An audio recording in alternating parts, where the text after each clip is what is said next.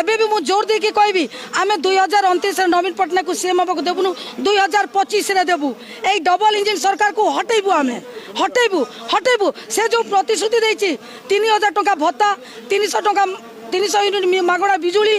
जो सब कथा कही आशार डबल गुणा 2 गुणा नरेंद्र मोदी हाथ देखे कही 2 गुणा कहीं से 2 गुणा जो 60-40% रे आपण भावंतु जदि आम 7000 टंका पाउचु ताले जदि 60-40 रे केते हबो प्रकृत रे आमको केंद्र दउची 1900 टंका 4100 टंका पाउचु पूर्वतन मुख्यमंत्री नवीन पटनायक तरफ 250 टंका पाउचु सीम रे ताले भावंतु 1900 4100 कोटा 60 कोटा 40 ओडिशा सरकार 40 हेले केते हेबा कथा आ जदि 60 को मान्यता देबे आपण ताले आमे केते टंका पाइबा कथा एई सरकार खाली बाहापिया ए सरकार